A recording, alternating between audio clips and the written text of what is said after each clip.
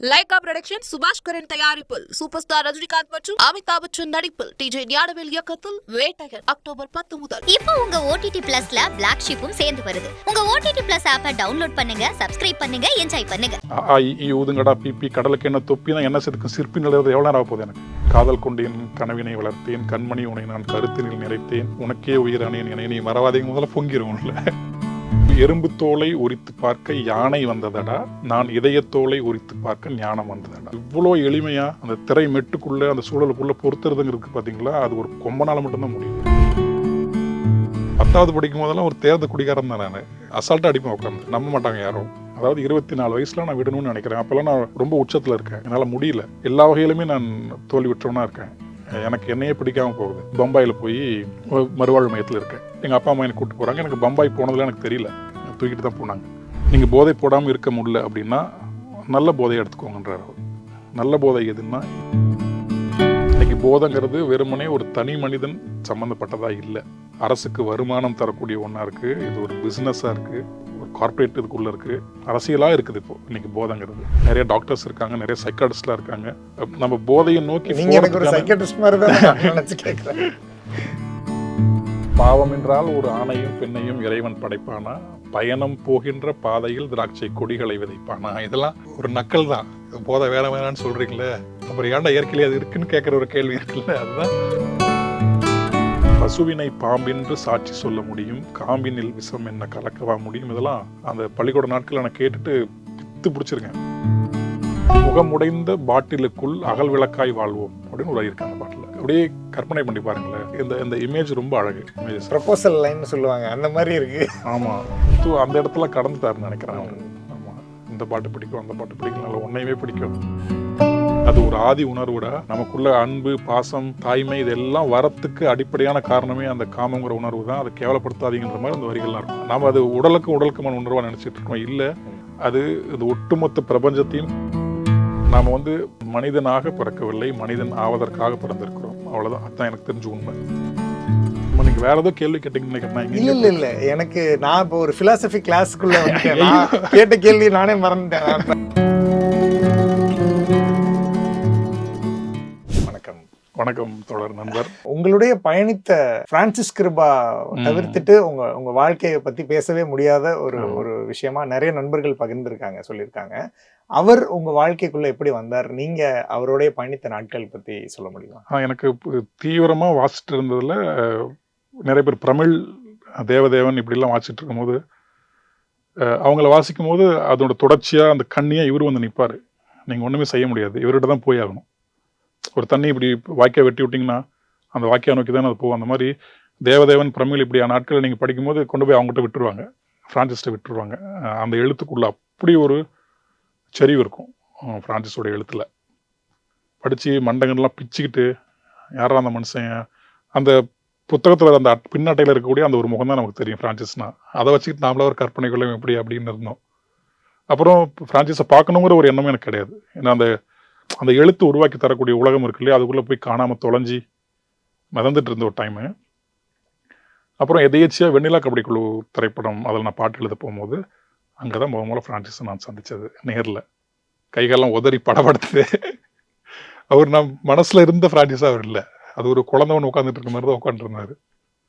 அப்புறம் அவர் போட்டு என் மண்டைக்குள்ளே அப்போ இருந்த அவரோட கவிதையில் இருந்த ஞாபகம்லாம் போட்டு கொட்டி அன்னைக்கு தொடங்கினது ஒரு 13, அவர் இறக்குற வரைக்குமே அவரோட தான் தினமும் அவர் சந்திச்சிருவேன். ஓகே, சென்னைக்குள்ளே இருந்தோம்னா அவரோட தான் பெரும்பாலும் இருப்பேன். அப்படிதான் போனது வாழ்க்கை. ஆமாம். உங்களுக்கும் அவருக்குமான உரையாடல் எப்படி இருக்கும்? பெருசாகவே இருக்காது. ஆமாம், அது ஒரு 2 மௌனங்கள் அமர்ந்து மொழியை வேடிக்கை பார்த்தனுங்கிற மாதிரி தான். அவர் என்னை பார்த்துட்டு இருப்பார், நான் அவரை பார்த்துக்கிட்டு இருப்பேன். சில நேரங்கள் பிரான்சியன்னா நல்ல ஹிந்தி பாட்டெலாம் பாடுவார். அவர் பம்பாயில் கொஞ்சம் நாட்கள் இருந்தார். அந்த அனுபவங்கள்லாம் சொல்லுவார். ரொம்ப ரொம்ப மகிழ்ச்சியாக இருக்கும்போது நான் எனக்கு பெருசாக சொல்கிறதுக்கு எதுவுமே இருக்காது. அவர் சொல்கிறத கேட்டுக்கிட்டு அவரோட கவிதைகளை தான் நான் வியந்துக்கிட்டு இருப்பேன். நம்ம அந்த ஏறக்குறைய என்னை போல் ஒருவன் ஏறக்குறைய இறைவன் அப்படின்னு ஒரு கவிதையில் ஒரு முடியும். அது அப்புறம் ஒரு கொத்து மழை அப்படின்லாம் எழுதியிருப்பார். தலைகீழாய் நிற்பதல்ல நிற்க நினைப்பதே தவம், இந்த மாதிரிலாம் சின்ன சின்ன நறுக்கு தெரிச்ச மாதிரி இருக்கும் அவர்கிட்ட. நிழலன்று ஏது மற்றவன், அந்த தலைப்பை வச்சு நான் பல நாள் பேசியிருக்கேன் அவரோட. நிழலன்று ஏது மற்றவன் தான் தலைப்பே. அந்த மனுஷன் இப்படி இருக்கானே அப்படின்ட்டு அவரை வியந்துக்கிட்டே அவர்கிட்ட சொல்லிட்டு இருப்பேன். அவர்கிட்ட அவரை பற்றி நான் சொல்கிறதுன்னா, நான் குமிழ் சிரிப்புன்னு ஒன்று இருக்கு இல்லையா, நம்ம பழம் பாடல்களில் உண்டு. அவரோட சிரிப்புக்கு நான் அதுதான் டெஃபினேஷனாக சொல்லுவேன். குமிழ் சிரிப்பு தான் அவரோடது. பல்லும் தெரியாது, எதுவுமே தெரியாது, ஒரு லைட்டான சிரிப்பு இருக்கும். சிரிக்கிறதே தெரியாது அந்த அளவுக்கு. சிரிப்புக்கு மட்டும்தான் தெரியும் நான் தான் சிரிக்கிறேன்னு. அந்த மாதிரி சிரிப்பாப்புல. அது ஒன்று தான் ஃப்ரான்சிஸ் நான் பார்க்கும்போதெல்லாம் அந்த குமிழ் சிரிப்பை விட்டுறாதீங்கன்னு சொல்லுவேன். அவ்வளோதான். கடைசி வரைக்கும் விடல தான். இறந்து அவர் கிடந்த போது கூட அந்த குமிழ் சிரிப்போடு தான் இறந்துருந்தார். ஆமாம். அவருடைய பெயர் வந்து இங்கே ஒரு சினிமா உலகத்துக்கு பெருசா பரிச்சயம் ஆகுறதுக்கு முன்னாடியே அவருடைய மரணம் நிகழ்ந்து விட்டதா, அவர் மரணத்துக்கு பிறகுதான் நிறைய பேருக்கு அவர் பேரே தெரிஞ்சதுன்னு சொல்ல அப்படி கூட சொல்லலாம். அந்த மாதிரியான ஒரு அவருக்கு இலக்கிய வாசகர்கள் நிறைய பேர் உண்டு. கண்டிப்பா. சினிமாக்காரங்கள்ல தீவிரமா இலக்கிய வாசிகர்கள் ரொம்ப குறைவு. நீங்க சினிமாக்காரங்க எல்லாம் வாசிக்கிறாங்கன்னு நினைச்சீங்கன்னா அது ரொம்ப அது இல்லை இல்லை இல்லை, ரொம்ப குறைவானவங்க தான் சீரியஸ் லிட்ரேச்சர் படிக்கிறவங்களே. அதுலேயுமே அந்த சீரியஸ் லிட்ரேச்சர் படிச்சுட்டு அதை நம்ம சினிமாவை அடாப்ட் பண்ணலாம்னு நினைக்கிறவங்க இன்னும் குறைவு. அதுக்கான சாத்தியங்கள்லாம் அமையணும், ப்ரொடக்ஷனாகவும் அமையணும். ஃப்ரான்சிஸோட உலகத்தை புரிஞ்சுக்கிறதுன்னு ஒன்று இருக்கு இல்லையா, அவரோட எழுத்து உலகத்தை, அவரோட தனிப்பட்ட வாழ்க்கையை நீங்கள் புரிஞ்சுக்கலாம். ஆனால் இப்படி ஒரு மனிதனுக்குள்ள இப்படி ஒரு ஒரு ரொமான்டிக்கான ஒரு ஃபேண்டசியான ஒரு ஒரு ரைட்டிங் ஒன்று இருக்குங்கிறது இருக்குல்லையா நம்ம தமிழ் மண்ணுக்குள்ள, அதை புரிஞ்சுக்கிறதுக்கு நீங்கள் நீண்ட நெடிய வாசிப்பு உங்களுக்கு வேண்டும்.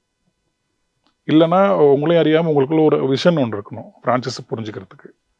அதனாலேயே அவர் பெரும்பாலும் சினிமாக்குள்ளே வந்துட்டு அவருக்கு சினிமா அவருக்கும் பிடிக்கல, அவர் இந்த கட்டுப்பாட்டுக்குள்ளே இருக்கும் விரும்பல. இன்னொன்று அவர் எழுதக்கூடிய எழுத்துக்கான இடம் இங்கே அதிகமாக இல்லை. இங்கே ரொம்ப கமர்ஷியலாக எழுதணும், ஒரு வணிகம்ங்கிறதுனால. ஃப்ரான்சிஸ் அப்படி இல்லை. அந்த குதிக்கிறேன் குதிரை குட்டிலாம் அவர் எழுதியிருக்காரு. நிலத்தில் நடக்குது நிலவு குட்டின்னு எழுதுறாரு. நம்ம குதிரைக்கு வெள்ளை குதிரை அந்த படத்தில் வரும். குதிரை நிலவு குட்டின்னு சொல்கிறதுக்கு எல்லா இயக்குனரும் ஒத்துக்கணும்ல, அது இங்கே ஒத்துக்க மாட்டாங்க. அந்த ஒரு பிரச்சனை இருக்குது. இப்போ நானுமே எழுதும் போது தீவிரமான இலக்கியம்லாம் இங்கே எழுத முடியாது. ஒரு ஆகச்சிறந்த கவிதையை ஒரு பாடலுக்குள்ளே நான் அப்படியே கொடுக்கவும் முடியாது. ஆனால் கவித்துவத்தை விடக்கூடாது. எனக்கு ஒரு அதுதான் முழுமையாக ஒரு கவிதையை ஒரு ஷீர் போயட்ரி தர முடியலனாலும் ஒரு போயட்டிக் டச்சை ஒரு பாடலுக்குள்ளே கொடுக்கணுங்கிறது தான் என்னோட அது அறிவுமதி நடந்து கற்றுக்கிட்டது தான், முத்துக்கிட்டு கற்றுக்கிட்டது. இங்கே ஷீர் போயட்ரி தரணும்னா அதுக்கான ஆட்கள் அமையணும், இயக்குனர் அமையணும். இப்போ பிரேமநகட்டில் அமைஞ்சது. நாம் இந்த காம்பில் ஏதோ எழுதியிருப்பேன் அந்த அந்தாதி பாட்டில், அதெல்லாம் முழுக்க போயட்ரி தான். நாம் இந்த தீயில் வீடு கட்டும் தீக்குச்சி, நாம் இந்த காம்பில் ஏதோ காமத்தின் ருசி அந்த எழுதியிருப்பேன். அதில் அது எல்லாமே இடம் கொடுத்ததுனால நடந்தது. கண்ணதாசனுக்கு அமைஞ்ச மாதிரி எங்களுக்கெல்லாம் ஏன் அமையலன்னு தான் எனக்கு தெரியல. இல்ல இதுல 96லயும் அந்த ஜேர்னி படத்துலயும் அந்த ரெண்டுலயுமே நிகழ்ந்த விஷயம் என்னன்னா, பாட்டுலயும் கவிதையை ரசிக்க ஆரம்பிச்சிட்டாங்க மக்கள். கமர்ஷியல் ஃபார்மேட்ல கூட அத நீங்க சொல்ற அந்த ஒரு ஆஸ்பெக்ட் மக்களுக்குள்ள வந்துட்டதாதான் மக்கள்கிட்ட எப்பயுமே உண்டு. சரியான விதத்துல கொடுக்கப்பட்டா அது வந்துரும். இயக்குனர்கள் அதை அங்கீகரிக்கல. இவங்களுக்கு ஒரு பெரிய அச்சம் இருந்துகிட்டே இருக்கும், இது மக்கள்கிட்ட போய் சேர்ந்துருமா. ஏன்னா இங்க பாடல் ஒரு செல்லிங் டூலா, ஒரு செல்லிங் மிஷினா இருக்கு, ஒரு ட்ரம்ப் கார்டா இருக்கு. அதை நீங்க எந்த வகையிலையும் ஒரு கவித்துவமா சொல்றேன் அப்படி சொல்றேன் இப்படி சொல்றேன் அதுக்கு எடுத்து விட்டுறாதீங்கன்னு நினைக்கிறாங்க. அப்படி இருக்கக்கூடாது.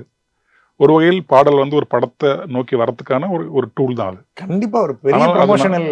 அதனால பொய்டிக்காவே தரலாமே, ஒன்றும் தப்பு இல்லையே. பொய்டிக்னு அவங்க பயந்துக்கிறாங்கன்னு நினைக்கிறேன். அப்படி ஒன்றும் இல்லை. கண்ணதாசன் பாட்டு எல்லாமே பொய்டிக் டச் உள்ள பாட்டு தான். அவ்வளோ எளிமையோடு இருக்குல்ல. அந்த எளிமையோடு நாம் ஒரு பொய்டிக் டச் கொடுக்கும்போது போய் சேரதான் செய்யும். செல்லிங் பாயிண்ட்டுக்கானது ரொம்ப கீழ்மையாக கீழே இறங்கி எழுதுறதான்னு நினச்சிக்கிறது ரொம்ப தப்பு. அது இயக்குனர்களும் அப்படி நினைக்கும் போது தான் நமக்கு மனசுல வருத்தப்படும். நிச்சயமா. இப்ப பாடலுடைய விஷுவல் வடிவமே வேறையா மாறிட்டு இருக்கு. கொஞ்சம் கொஞ்சமா அந்த கீழ்மையான ஒரு கொண்டாட்டத்தை இங்க முதன்மைப்படுத்துறது இல்ல, மக்களுடைய பார்வையே அது மாறிட்டு இருக்கு. சோ கிட்டத்தட்ட எல்லா ரசிக்கப்படும் கொண்டாடப்படும் பாடல்கள் இப்ப எப்படி இருக்குன்னா மாண்டேஜஸா இருக்கு.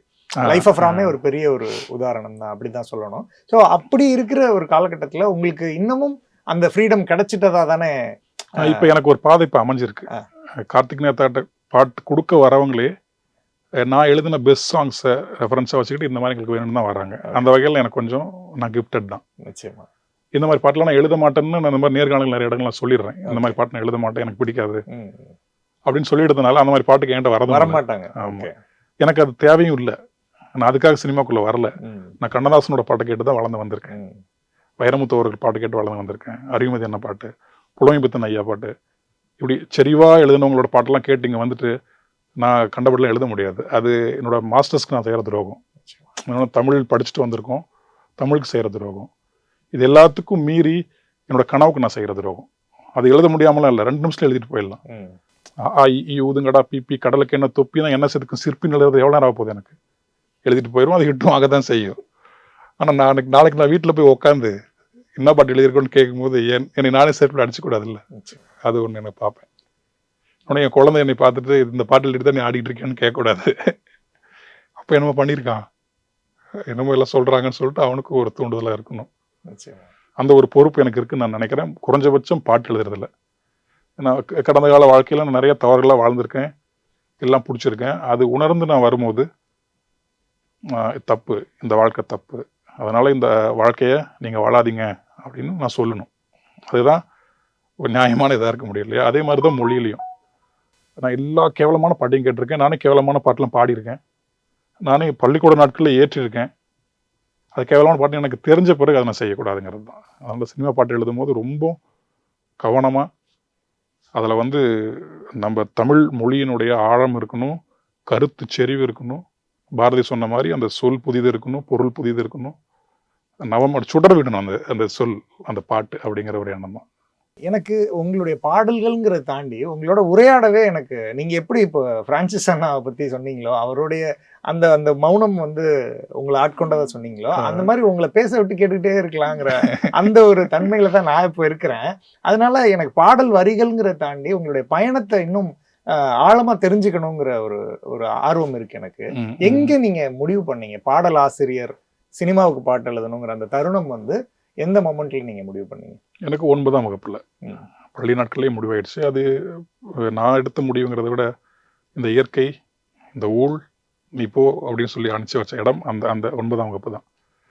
அதுக்கு நான் எனக்கு தெரிஞ்ச காரணங்கள்னு பார்த்தா கண்ணதாசனுடைய கண்ணே கலைமானை பாட்டு. இது நிறைய இடங்கள் நான் பதிவும் பண்ணியிருக்கேன். அந்த நேரத்தில் பள்ளியில் நடந்த ஒரு காதல், அந்த காதல் தோல்வி, ஒருதலை காதல் தான் அது. அப்போ பாடல் நிறைய கேட்க ஆரம்பிச்சு, பெரும்பாலும் காதல் தோல்விக்கு ரொம்ப துணையாக இருக்கிறது திரைப்பாடல் தான். அது அங்கே ஊரில் இருந்தப்போ சேலம், நான் கண்ணதாசன் பாடல் இருக்கும், டிஆர் பாட்டு இருக்கும், அது 2 தான். அதை விட்டால் ராமராஜன் படங்களில் வரக்கூடிய சோக பாட்டு. பெரும்பாலும் டி ராஜேந்தர் பாட்டு, கண்ணதாசன் பாட்டு தான். அது என்னமோ தெரியல, அப்படியே அந்த மனசு வருடி விடும், அந்த சோகத்தை வருடி விடும் அந்த 2 பாட்டும், உங்கள் 2 பேர் பாட்டும். இப்படி கேட்டுகிட்டே இருக்கும்போது அந்த அந்த அந்த தோல்வி இருந்து எனக்கு நடந்தப்போ இந்த கண்ணே கலைமானை பாட்டு என்னை அடையுது. அது அது எதுக்கோ அது அடையுது. ஆமாம், நான் கேட்காத நாளில் அந்த பாட்டு அந்த நேரத்தில் பள்ளிக்கூடம் கிளம்பும்போது அந்த பாட்டை கேட்டு அப்படி குமுறிட்டு தான் பள்ளிக்கூடம் போகிறது. அங்கேயும் நினைவுக்குள்ள அவர் இருப்பார், அந்த வரிகள் இருக்கும். காதல் கொண்டேன் கனவினை வளர்த்தேன், கண்மணி உனை நான் கருத்தினில் நிறைத்தேன், உனக்கே உயிரானேன் என நீ மறவாதீங்க முதல்ல பொங்கிருவோம்ல. அந்த மெட்டு அந்த இடத்துல இருக்கு இல்லையா, ஜேசுதாஸ் குரல் வேற. அது இது நடிச்சவங்க பிடிச்சவங்களாம் எனக்கு பிற்பாடு தான் பார்த்தேன். ஏன்னா ஊரில் ரெக்கார்டில் போட்டு கேட்டு தான் பாட்டு பழக்கம். படங்களே பெரும்பாலும் கேசட்டில் கேட்டு தான் பழக்கம். அதுக்கப்புறம் தான் படத்தில் டிவியில் போட்டாங்களா பார்க்குறது. ஊரில் அப்படி தான். இன்னமும் நிறைய படங்கள் காதலை கேட்டு தான் அதிகம். அந்த வசனம் யார் யார் பேசுகிறாங்கலாம் தெரியும் நமக்கு. அப்படி கண்ணதாசன் உள்ளே வந்துட்டார். என்னடா அது அப்படின்ட்டு எனக்கு இன்னொரு பக்கம் இந்த ஸ்கூலில் இருக்க எனக்கு பிடிக்கல. அவன் என்னை காதலிக்க மாட்டேன்னு சொல்லிட்டா, எனக்கு தகுதி இல்லைன்னு சொல்லிட்டா அப்படின்னு சொல்லிட்டு இங்கேருந்து எப்படியாவது பிரித்து ஓடினா, எங்கேயோ வெளியே ஓடிடணும்னு நான் நினச்சிட்டு இருக்கிற டைமு கரெக்டாக இந்த பாடலும் வருது. எப்படி எனக்குள்ள சினிமாக்குள்ள பாடல்னு ஒரு துறை இருக்குன்னு எனக்கு தெரியாது. நான் பாட்டு எழுத போகிறேன், இவரை மாதிரி எழுத போகிறேன்னு சொல்லிட்டு கிளம்பி வந்தவன் தான். இது எல்லாமே எந்த முடிவுகளும் இல்லாமல் சட்டுன்னு எடுத்த முடிவு. நான் தான் சட்டுன்னு எடுத்த முடிவு. ஆனால் மேலே ஒன்று, நீ இதுக்கு தான் நீ லாய்க்கு போன்னு சொல்லி அங்கே ஆரம்பிச்சது தான் அது. கண்ணதாசன் தான். அதனால தான் இன்னமும் கண்ணதாசன்னாவே அவர் ஏதோ ஒரு தூரத்தில் ஒரு அப்பம் போல ஒரு மாயக்காரம் தான் அது. என்னை அப்படியே அழகாக மேலே தூக்கி அவர் மாதிரியே இந்த வாழ்க்கை பாடத்தையும் நிறைய நீ கற்றுக்கிட்டு வான்னு சொல்லிட்டு நிறைய பாடங்களையும் கற்றுக் கொடுத்து இங்கே இப்போ உட்கார வச்சிருக்குன்னு நினைக்கிறேன். கற்றுக்க நிறைய இருக்குதான் வாழ்க்கையில். கேட்கறதுக்கே ரொம்ப பிரமிப்பா இருக்கு. அவருடைய வரிகள்ல இப்ப நீங்க அந்த பாடல் சொன்னீங்க கண்ணே கலைமானை தவிர்த்து நிறைய பாடல்கள் நம்ம சொல்லிட்டே போகலாம். ரொம்ப ஆழமா ஈர்த்த வேற ஒரு பாடல் சொல்ல முடியுமா? இல்ல பாடல்ங்கிறது இல்லாம சினிமாங்கிற ஒரு ஃபார்மேட்ல இல்லாம அவர் உங்களை ஈர்த்த? ஐயோ, நிறைய இருக்கு. நான் இங்க சென்னை வந்த பிறகு நான் படிச்சது +2 அதுக்கப்புறம் சென்னை இங்கே ஓடி வந்து 9வது ஓடி வந்து பிறகு மீண்டும் ஊருக்கு போய் மீண்டும் +1 முடிச்சுட்டு +2 போகிற டைம் நான் போக மாட்டேன்னு சொல்லிட்டு பள்ளிக்கூடத்துக்கு. இல்லை எனக்கு இங்கே இருக்க பிடிக்கலன்னு சொல்லிட்டு +2 போகாமையே தான் இங்கே சென்னைக்கு வந்தேன். எங்கள் அண்ணன் இப்போ இங்கே இருந்தார். இங்கே வந்து தங்கிக்கிட்டு கரஸில் போட்டு படிச்சுக்கிட்டு இப்போ பச்சை பாஸில் வந்து எனக்கு கிளாஸஸ் நடக்கும் சனி ஞாயிறுகளில். அந்த டைமில் எனக்கு என்னென்னா பச்சை பாஸ் நான் போயிட்டு வந்தேன்னா நான் பச்சை பாஸ் ஸ்டூடெண்ட்டே எனக்கு ஃபீல் பண்ணிக்கிட்டேன். ஏன்னா அண்ணா வைரமுத்து எல்லாம் பச்சை பாஸில் படிச்சவங்கிறதுனால, டேய் அப்பா நீ பச்சை பாஸ் ஸ்டூடெண்ட்ல எல்லாம் உனக்கு அங்கே கிளாஸ் தான் நடக்குதுங்கிறது எனக்கு பிற்பாடு தான் புரிஞ்சுது. அதனால நான் ஒரு பச்சை பாஸ் ஸ்டூடெண்ட் அப்படிங்கிற ஒரு தும்பிலே தான் இருந்தேன். அதுவும் ஒழுங்காக போகலை. ஒரு வருஷம் போயிருப்பேன், ஒரு 2 பரீட்சை எழுதியிருப்பேன், அவ்வளோதான். சட்டி சுட்டதாடா அந்த பாட்டு. அவர்கிட்ட இருக்கிற ஸ்பெஷலே என்னன்னு பார்த்தீங்கன்னா, பூசிலாம் முழுகிறதே கிடையாது. அவர் டக்கு டக்கு டக்கு டக்குன்னு சொல்லிடுவாப்புல. அதை நான் இன்னும் கற்றுக்கணும்னு நினைக்கிறேன் அவர்கிட்ட. சட்டி சுட்டதடா, கை விட்டதடா, புத்தி கெட்டதடா, நெஞ்சை தொட்டதடா, இது பிடிச்சிட்டாருங்களா உள்ளே போக போக போக போக அடுக்கடுக்கா வருவாப்புல. எறும்பு தோலை உரித்து பார்க்க யானை வந்ததடா, நான் இதயத்தோலை உரித்து பார்க்க ஞானம் வந்ததடா. இவ்வளோ சிம்பிளா இந்த வாழ்க்கையோட, அதாவது ஒரு மரணம்னு ஒன்று நடந்துருச்சு, அந்த மரணத்தை நாம் எதிர்கொள்ளணும் அப்படிங்கிறத இவ்வளோ எளிமையாக திரைப்பாடலுக்குள்ள எனக்கு தெரிஞ்சு இது வரைக்குமே யாருமே கொடுக்கலன்னு தான் நினைக்கிறேன். இந்த மாதிரி ஒவ்வொரு பாட்டுமே நீங்கள் சொல்லலாம். இன்னொன்று எனக்கு ரொம்ப வியப்பாக, நான் முன்னாடி சொன்னல ஷீர் போயட்ரி திரைப்பாடலுக்குள்ள சாத்தியமே இல்லைன்னு, ஆனால் அவர் சாத்தியப்படுத்திட்டு போயிருக்காரு. அதுக்கு எக்ஸாம்பிள் சொல்கிறேன் பாருங்களேன். ஒருவரின் துடிப்பினிலே விளைவது கவிதையடா, இருவரின் துடிப்பினிலே விளைவது மழலையடான்னு எழுதியிருக்காரு. வாய்ப்பே இல்லை. இதெல்லாம் கவிதை தன்னை அறியாம வந்து பாட்டுக்குள்ளே பொருந்திக்குச்சு. இந்த பாட்டு ஒன்று. அப்புறம் தனக்கு பிறந்த ஒரு குழந்தைய பார்த்து ஒரு தகப்பன் பாடுறான், உன் ஒரு முகமும் இரு முகத்தின் வெள்ளம் அல்லவான்னு பாடுறாரு. என்னுடைய மனைவியோடைய என்னுடைய முகங்களினுடைய வெள்ளம் நீ அப்படின்றாரு. இது யாரா யோசிச்சு பார்க்க முடியுமா? ஷேக்ஸ்பியரோ வேர்ட்ஸ்வர்த்தோ இல்லை அக்டோவியோ பேசோ யாரோ இருக்கட்டும், நீங்கள் வாங்க இங்கே வாங்க கண்ணதாசன் இல்லைங்கன்னு சொல்லலாம். நான் இருவிழி ஆலை மாலையிட்டான், அந்த இமேஜ் நினச்சி பாருங்களேன். அவனை பார்த்துட்டா எனக்கு மாலை போட்டான் தன்னோட கண்களால் போடுறாங்கிற இமேஜ் இருக்குல்ல. இது நிறைய பாட்டு சொல்லிக்கிட்டே போகலாம். பிரிந்தவர் மீண்டும் சேர்ந்திடும் போது அழுதால் கொஞ்சம் நிம்மதி. இது கவிதைன்னு சொல்ல முடியாது, ஆனால் இதை விட ஒரு ஆறுதல் இருக்க முடியுமா? இது எல்லாமே எனக்கு வந்து சுடரி பாட்டு எழுதும் போது ஹெல்ப் ஆகுது.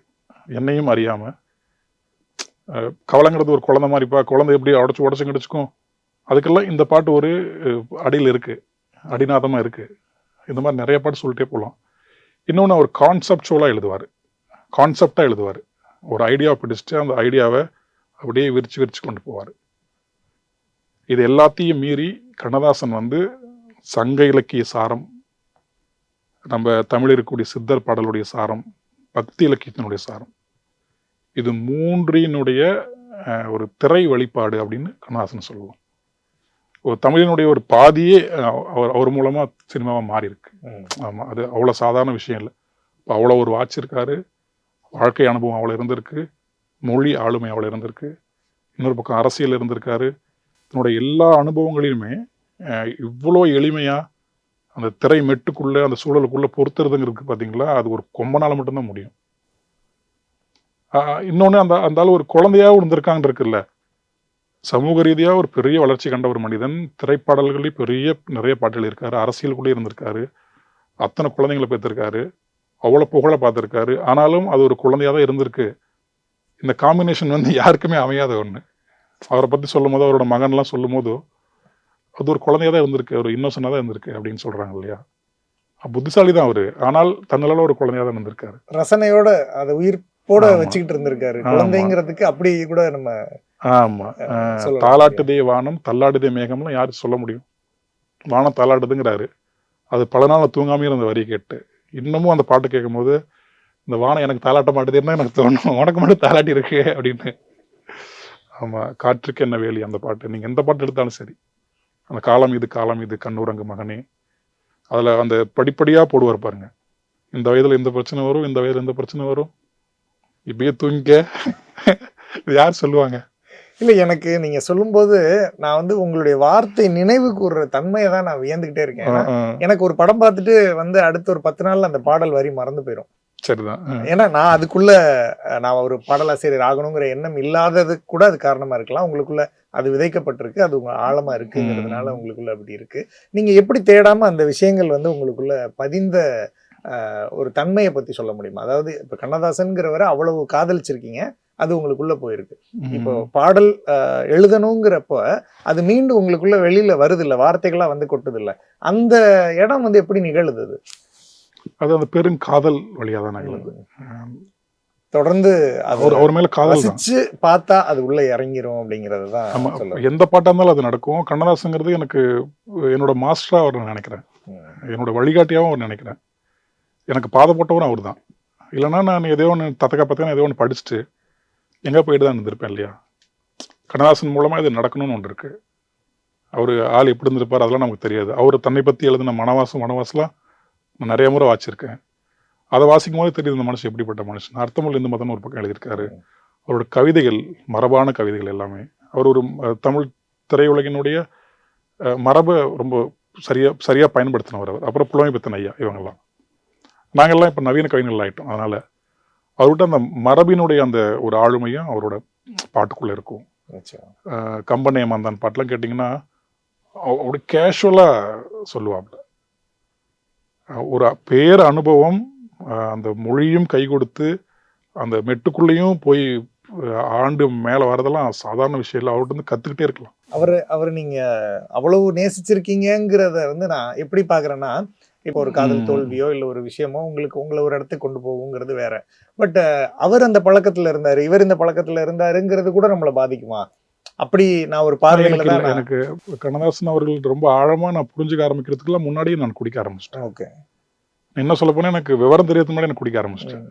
எனக்கு இந்த உலகம், அந்த அப்பா அம்மாவும் தெரியும், ஒவ்வொரு உலகம் எப்படி இருக்குது, மனிதர்கள் எப்படி இருக்காங்கலாம் இப்போதான் ஓரளவுக்கு தெரியுது. இப்பயும் முழுசாக தெரியல. அப்போ அதெல்லாம் எதுவும் தெரியாது எனக்கு. இதை போட்டால் கொஞ்சம் நல்லா இருக்குது, புதுசாக இருக்குது, அப்படி போட்டது தான். 8வது படிக்கும்போது போட்டது. எனக்கு இந்த பயணமே ஆரம்பிக்கிறது 9வதுலேருந்து தான். 8வதுலேருந்து 9வதுக்குள்ளேயே நான் ஒரு நல்ல பயிற்சியெலாம் எடுத்துக்கிட்டேன் குடிக்கிறதுக்கு. அதனால் 10வது படிக்கும் போதெல்லாம் ஒரு தேர்ந்த குடிக்காரன் தான் நான். அசால்ட்டாக அடிப்பேன் உட்காந்து. ஆமாம், நம்ப மாட்டாங்க யாரும். அப்போது அப்பா அம்மா போட்ட உணவுனால நல்ல ஒரு ஸ்டாமினா இருந்தது, தப்பிச்சிட்டோம். அப்புறம் இங்கே சென்னை வந்த பிறகுலாம் சீரழிஞ்சி அது எல்லாமே இப்போ எனக்கு பாட்டில் அது ரொம்ப பயன்படுது. அதனால ஒருவேளை அதுக்காக தான் ரொம்ப குடிக்க வச்சிருக்கோம் அந்த இயற்கையை நினைச்சுப்பேன். இல்ல அது அந்த இடத்துல எனக்கு வந்து ஒரு மாற்று கருத்துன்னு சொல்ல முடியாது. ஆனா நீங்க ஒரு பெரிய உதாரணமா இருக்கீங்க. இப்படி ஒரு நிலையிலிருந்து மீண்டு வந்து இன்னைக்கு ஒரு டாப் லிரிசிஸ்ட் அப்படின்ற ஒரு இடத்துல நீங்க இருக்கீங்க. அது நிறைய பேர் அதை அந்த இடத்துக்கு வந்துருவாங்களாங்கிறது ஆச்சரியமா இருக்கு. ஸோ அதனாலதான் நீங்க அதை பதிவும் பண்றதா நீங்க ஒரு இடத்துல சொல்லியிருந்தீங்க. நீங்க இதை சொல்றதுனால இன்னொருத்தர் ஒரு உத்வேகத்தோட நம்மளும் அதுல இருந்து மீண்டு வந்து இது பண்ணலான்ட்டு. அந்த உத்வேகத்தோட யாராவது ஒரு மாறுதல் ஏற்பட்டு உங்ககிட்ட பேசியிருக்காங்களா? அப்பப்போ பேசுவாங்க. அந்த மாறுதல் உடனே நடக்காது. ஏன்னா நான் 22 வருஷம் இப்போ என்னோட 8ஆம் வகுப்புன்னா என்னோட 15-16 வயசுல ஆரம்பிச்சது. நான் விட்டது எப்பன்னு பார்த்தீங்கன்னா என்னோட 33ஆம் வயதோட இறுதியில் விட்டுறேன். அப்போ எத்தனை வருஷம் பாருங்க. நான் விடணும்னு எடுத்த முடிவு 10 வருஷத்துக்கு முன்னாடி. அதாவது 24 வயசுல நான் விடணும்னு நினைக்கிறேன். அப்போல்லாம் நான் ரொம்ப உச்சத்தில் இருக்கேன். என்னால் முடியல. எல்லா வகையிலுமே நான் தோல்வி விட்டுறவனா இருக்கேன். எனக்கு என்னையே பிடிக்காம போகுது. நான் எதெல்லாம் செய்யக்கூடாதுன்னு நினச்சனோ அதெல்லாம் நானே செய்கிறேன். இதெல்லாம் இருக்கு இல்லையா, இதெல்லாம் வந்த உடனே எனக்குள்ள ரொம்ப குற்ற உணர்ச்சி அதிகமாகிடுச்சு. நம்ம ரொம்ப தப்பு செய்கிறோன்ட்டு. ஆனால் எல்லாமே கையை மீறி இருக்கு. நான் விடணும்னு நினைக்கிறேன். அந்த ஒரு மணி நேரம் விட முடியும். அப்படி இருக்கிற ஒரு கட்டத்தில் இருக்கும்போது பைத்தியம் பிடிச்ச மாதிரி ஆயிட்டேன் நான். இப்படி போயிட்டே இருக்கும்போது எனக்கு புரியல. ஒரு கட்டத்தில் பக்தி பக்கம் போகலாமா, அந்த பக்கம் போனாலும் மண்டை உட்காரணும் இல்லையா.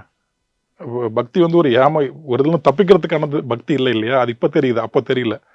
அந்த பக்கமும் போய் தோல்வி அடைஞ்சி எல்லாத்தையும் முட்டிக்கிட்டி வந்து போதுண்டா சாமி அப்படின்னு இருக்கும்போது தான் ஒரு சின்ன ஸ்பார்க்கு. ஆனால் பம்பாயில் போய் மறுவாழ்வு மையத்தில் இருக்கேன். அங்கே ஞானேஸ்வரர் அப்படின்னு ஒருத்தர், என்ன மாதிரியே ஒரு நோயாளி. அவர் யாருன்னா அவரோட சித்தப்பா அவர் உள்ளே போட்டிருக்காரு. எங்கள் அப்பா அம்மா எனக்கு கூப்பிட்டு போகிறாங்க. எனக்கு பம்பாய் போனதில் எனக்கு தெரியல, தூக்கிட்டு தான் போனாங்க. அங்கே போயிருக்கும்போது அந்த ஞானேஸ்வரோட பேசிகிட்டு இருக்கும்போது அவர் தமிழர், ஆனால் அங்கே பம்பாயில் இருக்காப்புல. அவரோட இங்கிலீஷில் தான் பேசுகிறேன். ஆனால் அவர் தமிழ் கொஞ்சம் தான் பேசுகிறாப்புல. இங்கிலீஷில் பேசுகிறேன். அவர் அங்கே எனக்கு ஒரு புத்தகத்தை அறிமுகப்படுத்தி வைக்கிறார், ஒரு நபர் அறிமுகப்படுத்தி வைக்கிறார், ஜிட்டு கிருஷ்ணமூர்த்தி அப்படின்னு ஒருத்தர். எனக்கு அங்கே தான் முதல்ல தெரியும். இது 2010 2011 நினைக்கிறேன். அப்படியா, சரி. அவர் சொன்ன அந்த ஜித்து கிருஷ்ணமூர்த்தியை பற்றி சொல்லிட்டு அவர் ஜித்து கிருஷ்ணோட ஒரு ஒரு சொலவடை ஒன்று அவர் சொல்கிறாரு. சொலவடை இந்த சென்ஸ் அவரோட ஒரு குவாட் சொல்கிறாரு. Avoidance of what is stupidity. இதை மனசில் வச்சுக்கோ கார்த்திக்னு அந்த ஞானேஸ்வரி என்கிட்ட சொல்கிறாரு. அப்புறம் அங்கே சென்னையிலேருந்து வந்தாச்சு. அவர் சொன்ன அந்த குறிப்பெல்லாம் எடுத்துக்கிட்டேன். Jiddu Krishnamurti philosopher, modern philosopher, அதெல்லாம் எடுத்துகிட்டு இங்கே வந்து உடனே குடிக்க ஆரம்பிச்சிட்டேன். அங்கே ஒரு 9 மாதம் இருந்தேன், 10 மாதம் இருந்தாங்க. 10 மாதம் உள்ளே நல்லா தான் இருந்தேன். வெளியே வந்து ஏர்போர்ட்டை விட்டு இங்கே வந்த உடனே ஆரம்பிச்சிட்டேன். ஒரு கட்டத்துக்கு மேலே அந்த அவாய்டன்ஸ் ஆஃப் வாட் இஸ் ஸ்டூபிடிட்டிங்கிறது உள்ளே ஓடுது ஒரு கட்டத்தில். ஜிட்டு கிருஷ்ணமூர்த்தி பற்றி ஞானேஸ்வர் சொன்னார். இப்போ இந்த டைமில் நான் சிவனுங்கிற ஒரு பெரிய ஐடியல் மேலே எனக்கு பெரிய காதல். அப்புறம் என் மைண்டில் என்ன கனெக்ட் பண்ணுதுன்னா, நமக்கு ஜிட்டு கிருஷ்ணமூர்த்தி அறிமுகப்படுத்தி வச்சவன் ஞானேஸ்வரன் ஒருத்தன். ஞானேஸ்வரனா ஈஸ்வர், சிவன் தான் இவனை அனுப்பிச்சு வச்சிருக்கான் அப்படின்ட்டு இப்படிலாம் கணக்கு போட்டு ஓடுற லைப்ரரிக்குன்னு போய் ஜிட்டு கிருஷ்ணமூர்த்தி வாங்கி படிக்க ஆரம்பிக்கிறேன். படிக்க ஆரம்பிச்சதுக்கு அப்புறம் தான் ஐயோ நம்ம வாழ்க்கையில் எவ்வளோ தப்பு செஞ்சிட்டோமே, ரொம்ப தப்பா செய்யுது.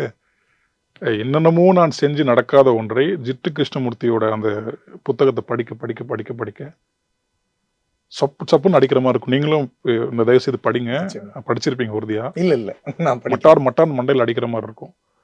நமக்குள்ள நம்ம அவ்வளோ நம்பிக்கைகளை வளர்த்து வச்சிருக்கோம். அத்தனை நம்பிக்கையுமே பொய்யான நம்பிக்கைன்னு சொல்லுவாங்க. ஆமா, பொய்யான நம்பிக்கை தான். நமக்கு அது வாசிக்கும் போது தான் தெரியும்.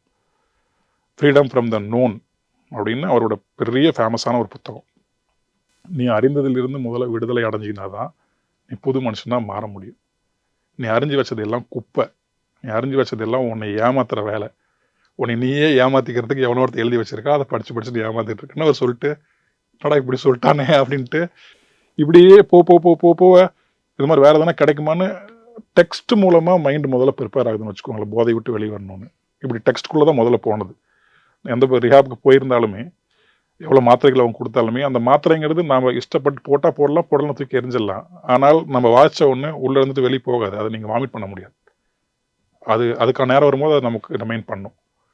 இப்படி ஜிட்டு கிருஷ்ணமூர்த்தியில் ஆரம்பிச்சு அப்படியே சுற்றி குட் இஃப்னு ஒருத்தர் நிறைய யாரெல்லாம் இருக்காங்களோ எல்லாத்தையும் வாசிக்க ஆரம்பிச்சிட்டேன்.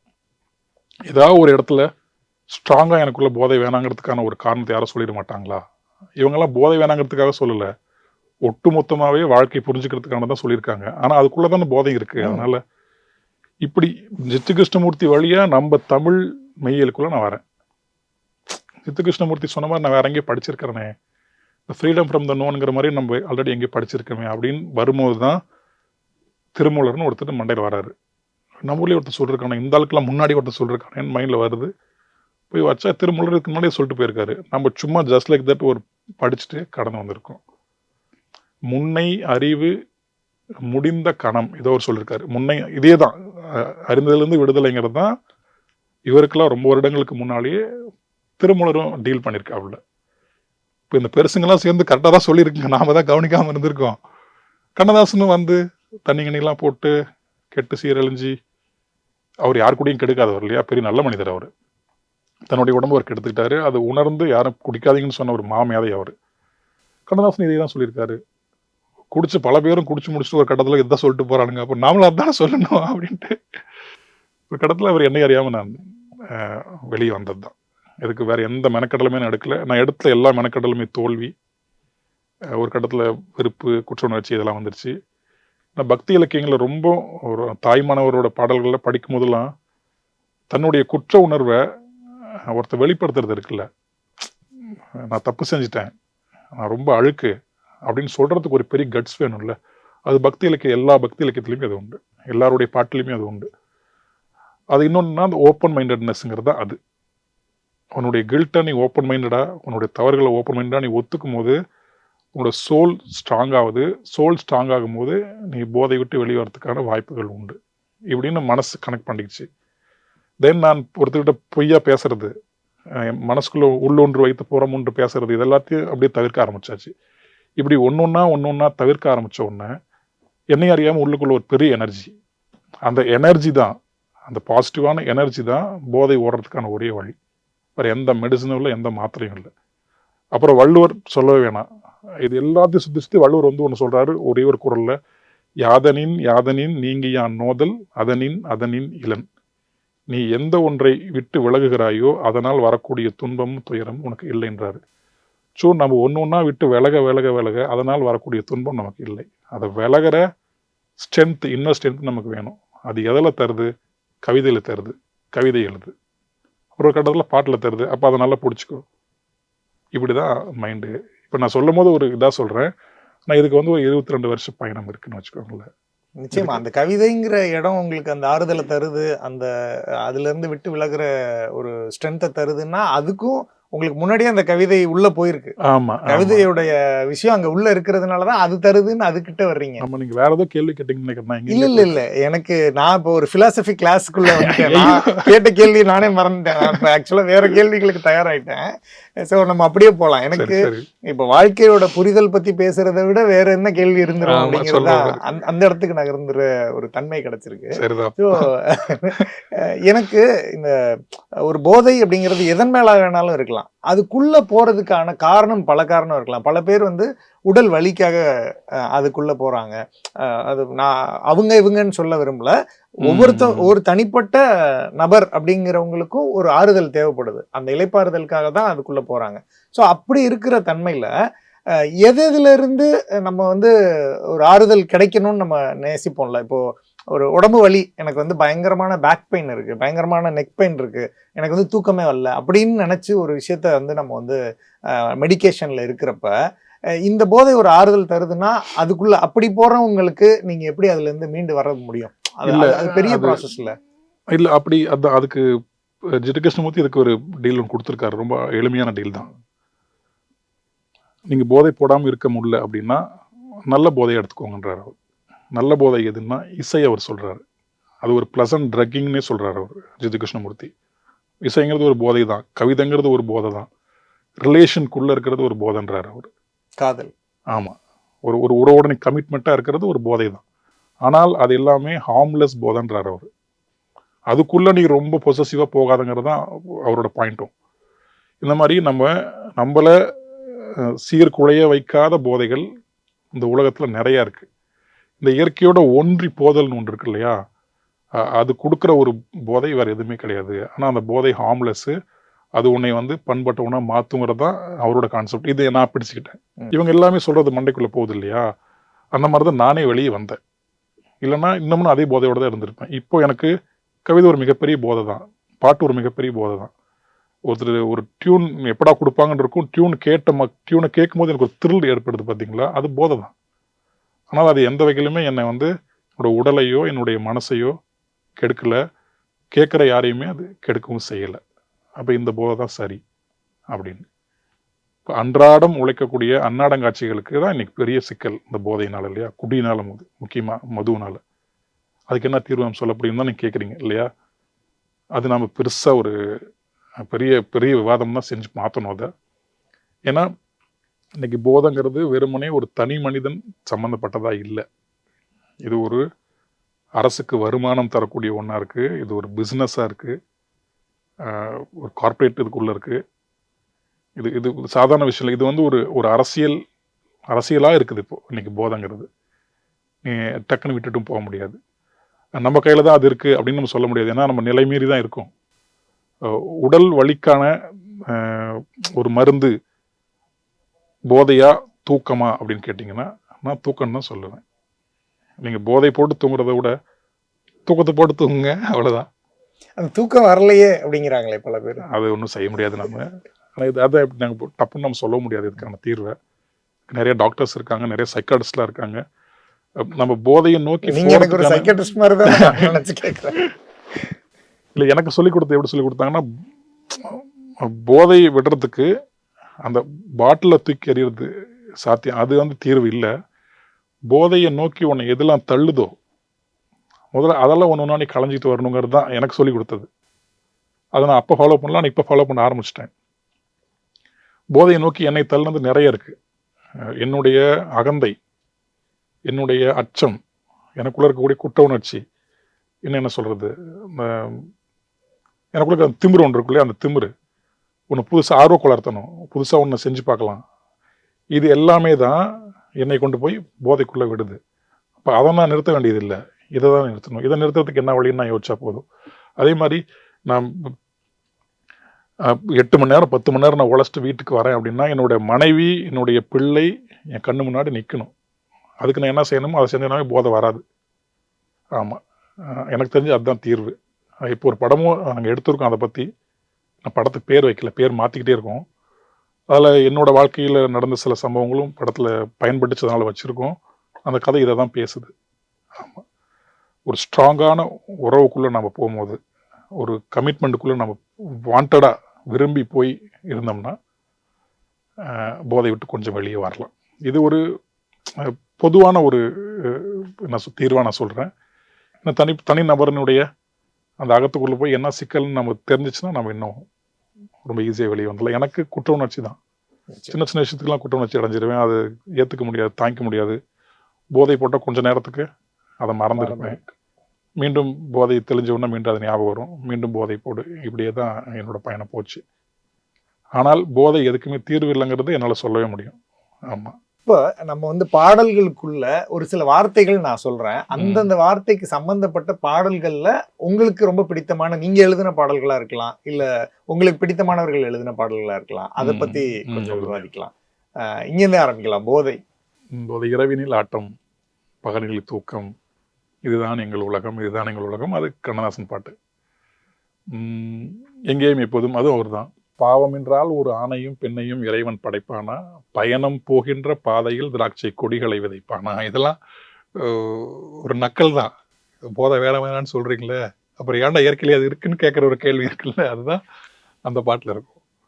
இது நான் அப்போல்லாம் கொண்டாடின பாட்டு தான், நான் போதையில் இருந்தப்போ. அது இன்னமும் அந்த பாட்டு ஏகலாம் கேட்டே இருக்காங்கன்னா எல்லாருக்குள்ளேயும் ஏதாவது ஒரு போதை தேவைப்பட்டுட்டே இருக்குல்ல. அதனால அந்த பாட்டு நான் தண்ணி தொடி தேடி வந்த பாட்டு, வைரமுத்து சார் பாட்டு. அதில் பார்த்தீங்கன்னா நொந்து பாடியிருப்பார் அவர். விரக்தியில் சிச்சுவேஷனாக பார்த்தீங்கன்னா வேற வேறையாக இருக்கும். அது அவனோட வாழ்க்கையே அப்படி தான் இருக்கும். நவராத்திரியில் எங்கேயும் எப்போதும் இல்லை, அது ஒரு லைஃப் ஸ்டைலாக இருக்கும். ஒரு மியூசிக் பசங்களாக இருப்பாங்க அவங்க இல்லையா அந்த பாட்டில். ஆனால் இதில் வந்து ஒரு கர்நாடக இசை மேதை ஒருத்தர் தோற்று போய் போதைக்குள்ளே போவாப்புல. ஆனால் இவர் தான் கவனிக்கப்பட வேண்டியவர். அவங்க 2 பேர் வாழ்க்கையும் அவங்களாவே மாற்றிப்பாங்க. ஏன்னா அவங்களுக்கு லைஃப் ஸ்டைல் மாறும்போது மாறிடும். ஆனால் இவர் வந்து ஒரு தோல்விக்கு பின்னால் போய் ஒரு எக்ஸ்டர்னலாக ஒரு சப்போர்ட் தேடி நிற்கிறாரு அந்த கலைஞர். அவருக்கு தான் சைக்காட்டிஸ்ட் தேவை, அவருக்கு தான் ரிஹாப்ஸ் தேவை, அவருக்கு தான் கண்ணதாசன் பாட்டும் தேவை.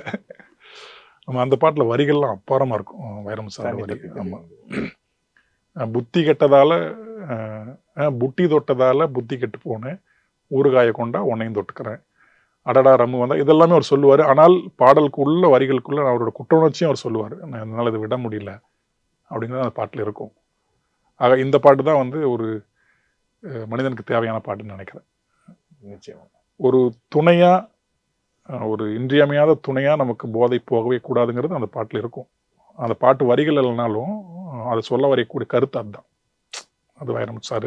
வேற நான் எழுதின வரிகள் இருக்கு, அது இன்னும் எந்த படத்துலையும் வரல. ஓகே. வா வா நண்பா குடிக்கலாம், நம்மை நமக்குள் படிக்கலாம், போதை சொல்வதை கேட்கும் மூளை உன்னை பிறருக்கு காட்டிவிடும், மூளை சொல்வதை கேட்கும் போதை பிறரை உனக்கு காட்டிவிடும், நீ போதை சொல்வதை கேட்பவனா மூளை சொல்வதை கேட்பவனா, எதுவிருந்தாலும் வா நண்பா குடிக்கலாம், நம்மை நமக்குள் படிக்கலாம். இந்த இன்னொன்று எழுதி வச்சிருக்கேன், இது எங்கே பயன்படுமான்னு பார்ப்போம். காப்பி மட்டும் அடிச்சிடாதீங்க.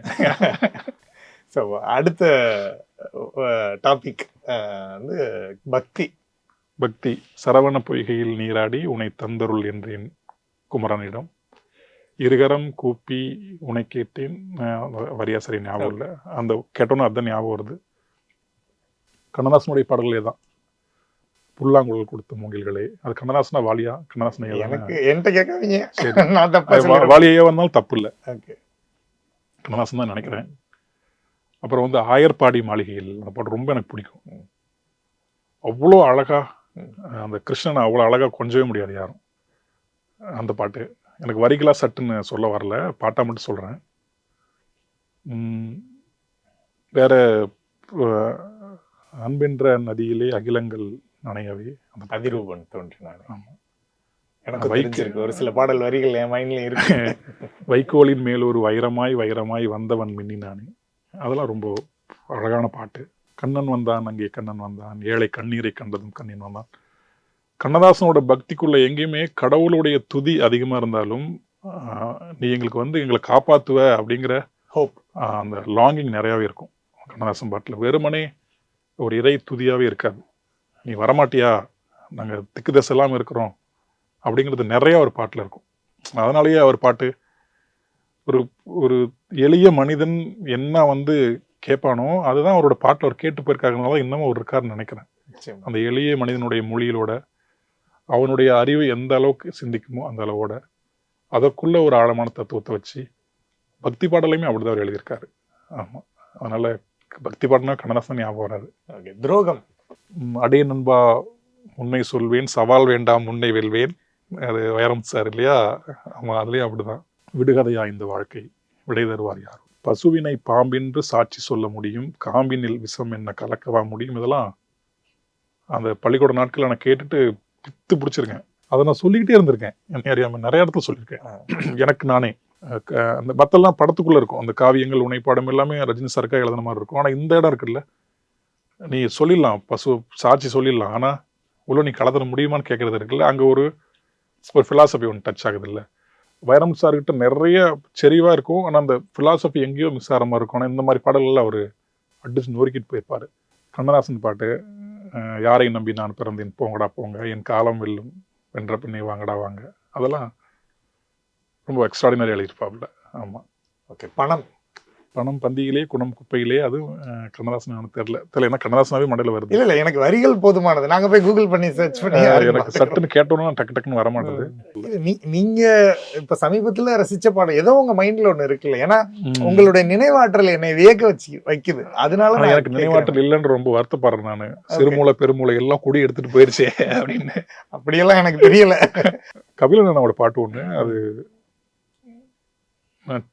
சென்ன பட்டணம் இங்க எல்லாம் கட்டணம், பிரபுதேவா சார். அதுல வரிகள் எல்லாம் பயங்கரமா இருக்கும். எனக்கு சட்டுன்னு சொல்ல வரல இப்போதைக்கு, இந்த மாதிரி டக்கு ஞாபகம் வருது. நானே ஒரு பாடல் எழுதியிருக்கேன் பம்பர் படத்துல, அது எனக்கு ஞாபகம் வரல. Okay okay okay. காதல்ல முடிச்சுக்குவோம். காதல் கண்ணதாசன்ல சொல்றேன். அந்த காதல் சிறகை காற்றினில் விரித்து வானவீதியில் பார்க்கவா, அந்த பாட்டு ரொம்ப எனக்கு பிடிக்கும். அதுலதான் இந்த முன்னாடி நான் சொன்ன வரியும் வரும். பிரிந்தவர் மீண்டும் இணைந்திடும் போது அழுதால் கொஞ்சம் நிம்மதி, அது நான் பேச நினைப்பதெல்லாம் நீ பேச வேண்டும், அந்த பாட்டு. இந்த ரெண்டு பாட்டையோட என்னை அறியாம எங்கேயா போயிட்டு இருக்கும்போது மனசுல அப்பப்போ வந்து போற பாட்டு வந்து உன்னை காணாத கண்ணும் கண்ணல்ல, அந்த பாட்டு. அது காதலை அதுக்கு மேல சொல்ல முடியுமா அப்படின்னு எனக்கு தெரியல. இங்கு நீ ஒரு பாதி நான் ஒரு பாதி, இதில் யார் பிரிந்தாலும் வேதனை பாதி, காலங்கள் மாறும் காட்சிகள் மாறும், அவங்களை விட்டுட்டேன், வரியை விட்டுட்டேன். Okay okay okay. இந்த பாட்டு காதலை முழுக்க முழுக்க சொல்லிருச்சு. இந்த பாட்டு எனக்கு அந்தாதி பாட்டு எழுதுறதுக்கு இன்ஸ்பிரேஷன். ஓகே. சொன்னா யாரும் நம்பவும் மாட்டாங்க. இந்த பாட்டுல வந்து காதலுக்கான டெஃபினேஷன் இருக்கு. நீ ஒரு பாதி நான் ஒரு பாதி, நம்ம ரெண்டு பேர்ல யார் பிடிச்சாலும் முடிஞ்சு அப்படிங்கிறது இருக்கு இல்லையா? அதுதான் அந்தாதி பாட்டுல பேரன்பே காதல்னு தொடங்குனுச்சு. இங்க நூல் இருக்கு, இவ்வளவு வருடங்கள் அந்த நூல் அது இருக்கும், கண்டிப்பா உள்ளுக்குள்ள இருக்கிற ஒரு விஷயம் தானே உங்களுக்கு. காதல்னு எனக்கு அந்த பாட்டு ரொம்ப ரொம்ப பிடிச்ச பாட்டு. ஆமா. அப்புறம் என்மேல் விழுந்த மலைத்துளியை இத்தனை நாளா எங்க இருந்தா, இந்த பாட்டு முழு வரையுமே எனக்கு பிடிக்கும். ஆமா, அதுல அவ்வளோ காதல் ததும்பும். சொல்லவே வேணாம், வைரம் சாரோட காதல் அது வேற காதல் தான், அவ்வளோ ததும்பும் அந்த பாட்டுல. நிச்சயமா என் பாட்டுலாம் எதுவும் வேண்டாம், அது இல்லை இவங்க கிட்ட இருந்து இன்ஸ்பயர் ஆனது தான். அதனால எங்களுக்கு நிறைய இருக்கு உங்க பாடல்கள் வந்து. நான் மறுபடியும் என்னால வரிகள் நினைவு வச்சுக்க முடியாதுங்கிறதுனால நான் வந்து உங்க வரிகளின் ரசிகன். அது கேட்கும்போது எனக்கு அதுதான் வந்து ஒரு உண்மையான மனசை தொட்ட விஷயம்னு நினைக்கிறேன். ஒரு பாட்டை வரியா நினைவு வச்சுக்கிறத மீறி அதை இசையோட சேர்த்து பாடும்போது முணுமுணுக்கிற தன்மையை கிரியேட் பண்றதுதான் சிறந்த பாடல் அப்படின்னு நான் நினைக்கிறேன். மேபி அதனால எனக்கு இந்த வரிகள்ன்ற ஒரு எக்ஸ்கியூஸ் சொல்லி, மற்றபடி காதல் நிறைவு செய்ததுக்கு காரணம் நீங்க காதலுடைய மொத்த உருவமா இருக்கீங்க. அகைன் அங்கிருந்து இப்ப சமகாலத்துல நீங்க வந்து கண்ணதாசன் சார், வைரமுத்து சார், அப்படி நிறைய அறிவுமதி சார் எல்லாம் பத்தி பேசிட்டீங்க, பிரான்சிஸ் கிருபா அவரை பத்தி பேசியாச்சு. ஸோ இப்ப சமகாலத்துல இருக்கிற லிரிசிஸ்டா இருக்கட்டும், கவிஞர்களா இருக்கட்டும், யாரை வந்து உங்களுக்கு ரொம்ப மனசுக்கு நெருக்கமா? எனக்கு நிறைய எல்லாருமே பிடிக்கும். அவங்கவுங்களுடைய தனித்தன்மை பாடல் இருக்கும். எனக்கு தாமரை அக்கா, கபிலன் அண்ணா. கபிலன் அண்ணா எங்கே போனாலுமே நான் சொல்லுவேன். ஏன்னா ஒரு தனித்தன்மையாக அவர் எழுதக்கூடியவர் சினிமா பாடலுக்குள்ளே. அவர்கிட்ட நிறைய படிமங்கள், ரொம்ப அழகழகான படிமங்கள், ரேர் படிமங்கள்லாம் அவர்கிட்ட இருக்கும். இந்த எகிரி குதித்தேன் வானம் எடுத்தது பாட்டெலாம் பார்த்தீங்கன்னா, கற்கண்டை தூக்கி கொண்டு நடந்தேன் சிறு எறும்பாய்ங்கிறதுலாம் நீங்கள் அப்படியே காட்சியாக பார்த்தீங்கன்னா அடடா அப்படி இருக்கும். அந்த படத்துலேயே இன்னொரு பாட்டு ஒன்று இருக்கும், அந்த காதல் இதுதான் அதுதான் என்று கேட்குமா. அந்த பாட்டுலேயும் நிறைய வரிகள். ஓகே. அவரெல்லாம் வியந்துகிட்டே இருக்கலாம். பாய்ஸ் படத்துல அது பாய்ஸ் இல்லை, இதுவும் பாய்ஸ் தான். ஆமா ஆமாம். அது வந்து முகமுடைந்த பாட்டிலுக்குள் அகல் விளக்காய் வாழ்வோம் அப்படின்னு ஒரு வரி இருக்கு அந்த பாட்டில். நீங்கள் அப்படியே கற்பனை பண்ணி பாருங்களேன். உடஞ்சி போன ஒரு பாட்டிலுக்குள்ள அகல் விளக்கா நம்ம இருப்போம் வா அப்படின்னு கேட்கறது இருக்குல்ல. இந்த இமேஜ் ரொம்ப அழகு. அண்ணோட எல்லா பாட்டிலையுமே அந்த இமேஜ். ப்ரொபோசல் லைன் சொல்லுவாங்க, அந்த மாதிரி இருக்கு. ஆமாம், அவரோட எல்லா பாட்டிலையுமே அது இருக்கும். ஓகே. இன்னும் கொஞ்சம் நேரம் இருந்தா என்ன, அவர் ரொம்ப சூப்பராக எழுதியிருப்பாப்புல. தாமரைக்காகட்டும் அதே மாதிரி ஒரு அழகியல் அப்படி கூடி இருக்கும். ரொமான்ஸ்க்கு தாமரை அக்காதாங்கிற மாதிரி தான் இருக்கும் அவங்க வரிகள். அப்புறம் விவேக்கிட்டையும் இப்போ அந்த ஆகாயம் காணாத பறவை ஒன்று அந்த 10 தலையில் எழுதியிருக்காங்க. அதெல்லாம் செம்ம இமேஜ். அந்த இமேஜையும் மீறி அதுக்குள்ள ஒரு ஹோப்பும் ஒரு தத்துவத்துக்கான ஒரு சாரமும் அதில் அந்த வரியில் இருக்கும். விவேக் ரொம்ப பிடிக்கும். மதன் கார்கே என்ன சொல்ல வேணா, அந்த சொல்லின் வலிமை அவரோட பாட்டில் இருக்கும். சொல்லின் வலிமையாலேயே மக்களை மயக்க முடியும் அப்படிங்கிறது அவர் பாட்டில் நிறைய பாட்டில் இருக்கும். ஆமாம், நிறைய பேர் எழுதிட்டு இருக்காங்க, எல்லாருமே பிடிக்க தான் செய்யுது. ஆமாம். நீங்கள் நாமுத்துக்குமாரை பற்றி பேசுவீங்கன்னு நான் எதிர்பார்த்தேன். முத்து எல்லாமே பிடிக்குங்கிறது தான். முத்து போய் எந்த பாட்டு சொல்றது நான் இல்லை, நான் சொல்ல வேணாம்னு நினைச்சேன், சொல்லாமல் இருக்க முடியல என்னால். ஏன்னா நிறைய இடத்துல நீங்கள் பதிவு பண்ணியிருக்கீங்க. முத்துவும் பிரான்சிஸ் சொல்லும் போது எனக்கு என்னன்னா அப்படியே கொஞ்சம் உள்ள போயிருவீங்க. ஆமா, முத்து அந்த இடத்துல கடந்துட்டாருன்னு நினைக்கிறேன். ஆமா, இந்த பாட்டு பிடிக்கும் அந்த பாட்டு பிடிக்கல, ஒன்னையுமே பிடிக்கும். அது ஆரீரோ ஆரீரோ இதெல்லாம் நீங்கள் எப்போ கேட்டீங்களாலும் அழுதுதான் ஆகணும். அது நீங்கள் ஒன்றுமே செய்ய முடியாது. இசை ஒரு படி, அந்த கதை திரைக்கதை படம் ஒரு படி அப்படின்னா இது எல்லாத்துக்கும் மகுடம் வச்ச மாதிரி அவர் பாட்டு வரிகள் நிற்கும். ஆமாம், தாயாக தந்தை மாறும் ஒரு புதிய அனுபவம்லாம் அந்த பாட்டில் எழுதியிருப்பார் இல்லையா. அவர் ஒரு பாட்டு 2 பாட்டில் இல்லை, அவருக்குன்னு தனியாக ஒரு ஷோ வச்சு அவர் அக்கு வேற அணி வேற பிச்சு நம்ம அழுதுதான் அவரை பற்றி சொல்லணும். ஆமாம், எனக்கு ரொம்ப டக்குன்னு தோன்ற பாட்டுன்னா, ஊரை விட்டு எங்கேயோ வேற இருந்து நிற்கிறேன், கூடு தந்த கிளிப்பில்லை ஒன்னால தான் வாழுறேன். இது வந்து கண்ணதாசனோட எளிமை முத்துக்கிட்ட கூடி வந்த ஒரு காலம். அதுக்குள்ள அவர் போய் சேர்ந்துட்டாப்புல. இல்லைன்னா கண்ணதாசனுக்குள்ள வந்த அந்த எளிமை இல்லையா, அதுக்கு முத்துக்குட்டி வந்திருக்கும். ஒரு ஆரம்பத்துலேருந்து எளிமை எழுதுற ஆள் தான். இந்த எளிமை தான் கண்ணதாசனோட எளிமை. ஒரு திரை பாடலாசிரியனா நான் அச்சீவ் பண்ணணும்னு நினைக்கிற ஒரு எளிமை வந்து கண்ணதாசனுடைய எளிமை தான். கண்ணதாசனுடைய எளிமைங்கிறது வந்து ஒட்டுமொத்த தமிழ் மரபு இலக்கியத்தினுடைய எளிமை, அதனுடைய வலிமை தான் கண்ணதாசன் இருக்கு. அதை நான் கொண்டு வரணும்னு நினைக்கிறேன். அது அவ்வளோ சாதாரண விஷயமும் இல்லை. அதுக்கு நிறைய மொழிக்கூடையே புழங்கி இருக்கணும்.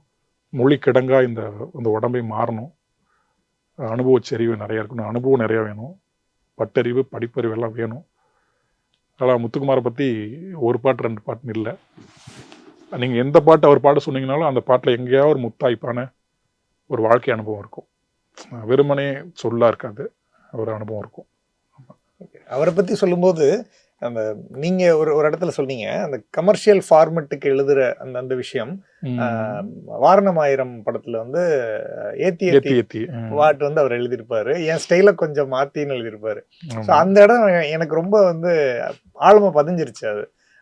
ஸோ அப்படி நீங்கள் உங்கள் ஸ்டைலை மாற்றி எழுதுறதுக்கு நீங்களும் அந்த கமர்ஷியல் ஃபார்மேட்டில் தான் எழுதுறீங்க. உங்கள் ஸ்டைலை மாற்றி எழுதுன விஷயங்கள் ஏதாவது இருக்கா உங்களுக்கு ரொம்ப பிடிச்சமானது? ஸ்டைல்னு ஒன்று வச்சுக்கிறது இல்லை எனக்கு. இந்த மாதிரி உங்களுக்கு கேட்குறேன், உங்களோட ஸ்டைல். எழுதியிருக்கேனே, அந்த ஏனிப்பிடி மைக்கினாயின்னு ஒரு படம், ஜில்னு ஒரு காதல் கிருஷ்ணா இருந்தார் அந்த இயக்குனர், அடுத்த படம். ஓகே, அந்த படம் நான் ஒரு இதில் ஏதோ வரல அந்த படம். அதில் ஒரு பாட்டு, ஒரு பெண்ணை வர்ணிக்கிற மாதிரியான ஒரு பாட்டு. ஓகே, அது வேற மாதிரி தான் எழுதியிருப்பேன். ஒரு சரணம் முழுக்கவே வந்து உணவு வகைகளோட அந்த பெண்ணுடைய உடம்பை சம்மந்தப்படுத்தி எழுதியிருப்பேன். நூடுல்ஸ் இடையழகி, கட்லெட் சிரிப்பழகி, இந்த மாதிரிலாம் எழுதியிருப்பேன். அப்போ ஓகே. அப்புறம் என்ன இந்த மாதிரி எழுத ஆரம்பிச்சிட்டோம் அப்படின்ட்டு அவன் நானே மாற்றிக்கிட்டேன். அது அந்த டைமில் அவங்க கேட்குறாங்க போது முயற்சி பண்ணி பார்க்கலாம்னு எழுதுனா, அதுக்கப்புறம் வேணான்னு முடிவு பண்ணிருக்கீங்க. இனிமேட்டு அந்த செய்ய மாட்டீங்கன்னு சொல்லியிருக்கீங்க. அதே படத்துல கானா குப்பம் பிகில் அடிக்குது ஒரு பாட்டு, கானா பாட்டு ஒன்று முயற்சி பண்ணி பார்த்தாங்க. ஆமா. ஸோ முயற்சி பண்றதுக்கு ஒன்றும் இல்லை. எனக்கு என்னன்னா அதுலயும் பொய்டிக் டச் இருக்கணும்னு நினைப்பேன். ஆனா அதுக்கு வர்த்தகம் இடம் கொடுக்காது இல்லை. என்ன ஆனால் சாதிச்சு காட்டியவர் வந்து கபிலன் அண்ணன்.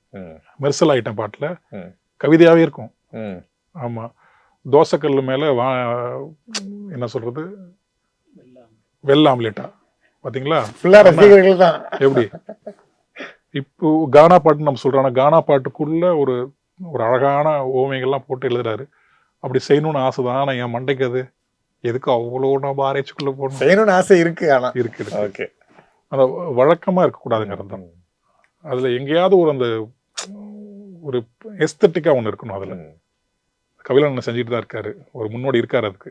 ஓகே சார், எனக்கு பொதுவா தமிழ் பாடல் வரிகள்ல லிரிக்ஸ் அப்படிங்கும்போது இந்த இலைமறை காயா அப்படி ஒரு விஷயம் சொல்லுவாங்க இல்லையா? அதாவது காமத்தை விரசமா சொல்லாம பாடல் வரிகள்ல எவ்வளவு பொயட்டிக்கா அழகா சொல்லணும் அப்படிங்கிறது வந்து ஒரு லிமிட் இருக்கு. அந்த லிமிட்டை கரெக்டா கையாண்ட வரிகள் உங்களை ரொம்ப பாதிச்ச வரிகள் சொல்ல முடியுமா? அதுவும் மாஸ்டர் கண்ணதாசன் தான். அனுபவம் புதுமைன்னு ஒரு பாட்டு இருக்கு. அந்த காமம் அல்லது அந்த கலவி, ஒரு ஆண் பெண் உறவு ஏற்படுத்திய அனுபவத்தை ஒரு பெண் பாடுறா அப்படின்னு இருக்கு இல்லையா? எக்ஸ்ட்ராடினரியா இருக்கும். அந்நாளில் இல்லாத பொன்னான எண்ணங்களே, பொன்னான கைப்பட்டு பொன்னான கண்ணங்களே. இதுக்கு மேல நீங்க என்ன சொல்ல முடியும் இல்லையா? இதுக்கு மேல நீங்க ரொம்ப கொச்சையா பேசணும் அப்படின்னா அதுக்கு எதுக்கு பாட்டு எழுதிக்கிட்டு இல்லையா? கலைங்கிறது நம்மை ஒரு படி மனிதனாக ஆக்குவதற்காக செய்யப்படுறது தான். நம்ம எல்லா மனிதர்களுமே ரொம்ப கீழான எண்ணங்கள் உள்ளவங்க தான். இல்லை யாருமே அவன் ஆண் பெண்லாம் கிடையாது. அப்படிதான் நம்ம வளர்றோம், அப்படியேதான் இருக்கும். இப்போ இந்த கலையினுடைய தேவை எங்க வருதுன்னா, குறைந்தபட்சம் நம்மளை நாமளே பட்டத்தீட்டி பார்த்துக்கிட்டு கொஞ்சம் மேல் நோக்கி போகலாங்கிறது தான். அதுலேயும் சிறப்பாக செஞ்சவர் கண்ணதாசன் அவர்கள் தான். காம உணர்வை அவ்வளோ மேன்மை நோக்கி ஒரு மாதிரி சப்ளைம் பண்ணது, உயர்மயமாக்கல்னு சொல்லுவாங்க இல்லையா? அந்த மாதிரி கொண்டு போய் உச்சத்தில் வச்சவரும் அவர் தான். இன்னொரு பாட்டு, சட்டுன்னு பாட்டா ஞாபகம் வரல, மலர்கள் நனைந்தன பனியாலே என் மனதும் நனைந்தது நினைவாளின்னு ஒரு பாட்டு இருக்கு. அதில் ஃபர்ஸ்ட் நைட் முடிச்சதுக்கு அடுத்த நாள் அந்த பெண் பாடுற மாதிரி அந்த பாட்டு எழுதியிருப்பாரு. அந்த பாட்டு வந்து எனக்கு தயவுசெய்து போய் கேளுங்க, எனக்கு வரியா ஞாபகம் இல்லை. அவ்வளோ உயர்வா அந்த காமங்கிற உணர்வை, அது ஒரு ஆதி உணர்வுட, அதுதான் நம்ம எல்லாத்துக்குமே ஊக்கி நமக்குள்ள அன்பு, பாசம், தாய்மை இதெல்லாம் வரத்துக்கு அடிப்படையான காரணமே அந்த காமங்கிற உணர்வு தான். அதை கேவலப்படுத்தாதீங்கிற மாதிரி அந்த வரிகள்லாம் இருக்கும்.